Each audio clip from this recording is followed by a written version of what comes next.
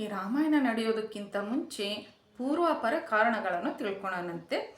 ವೈಕುಂಠದಲ್ಲಿ ಜಯ ವಿಜಯರಿಗೆ ಸನಕಸನಂದನಾದಿಗಳು ನೀಡಿರುವಂಥ ಶಾಪ ಮತ್ತು ವೇದವತಿ ತನ್ನ ತಪಸ್ಸನ್ನು ಭಂಗ ಮಾಡಿರುವಂಥ ರಾವಣನಿಗೆ ನೀಡಿರುವಂಥ ಶಾಪದಿಂದ ರಾವಣ ಬ್ರಹ್ಮದೇವರ ಹತ್ತಿರ ಮನುಷ್ಯ ಮತ್ತು ವಾನರದಿಂದಲೇ ತನ್ನ ಸಾವು ಬರಬೇಕು ಅಂತ ಕೋರ್ಕೊಂಡಿರೋದು. ಮತ್ತು ಬ್ರಹ್ಮಸಭೆಯಲ್ಲಿ ಕುಂಜಕಸ್ಥಳ ಎನ್ನುವಂಥ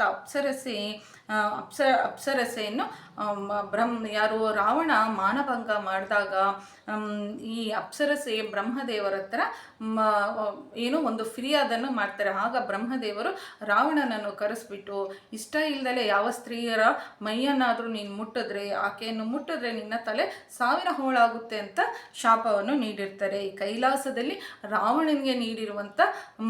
ರಾವಣನಿಗೆ ನಂದಿ ನೀಡಿರುವಂಥ ಶಾಪವೇ ಆಗಿರುತ್ತೆ. ರಾಮ ಹುಟ್ಟಿರುವಂಥ ಕಾಲದಲ್ಲಿ ಮನುಷ್ಯ ಜನ್ಮಕ್ಕೆ ಯಾವುದೇ ಬೆಲೆ ಇರೋದಿಲ್ಲ. ಬರೀ ರಾವಣನಿಗೆ ಇರುವಂಥ ಶಾಪಗಳ ಪ್ರತಿಫಲವಾಗಿ ಶ್ರೀ ಮಹಾವಿಷ್ಣು ರಾಮನಾಗಿ ಭೂಲೋಕದಲ್ಲಿ ಹುಟ್ಟಿ ಬರಬೇಕಾಗುತ್ತೆ ಅಂತ ನಾವಿಲ್ಲಿ ತಿಳ್ಕೊಬೇಕಾಗುತ್ತೆ. ಪೂರ್ತಿ ವಿವರಗಳನ್ನು ಚಳ್ಳಕೆರೆ ಲತಾಶ್ರೀ ಯೂಟ್ಯೂಬ್ ಚಾನಲಲ್ಲಿ ನೋಡಿ.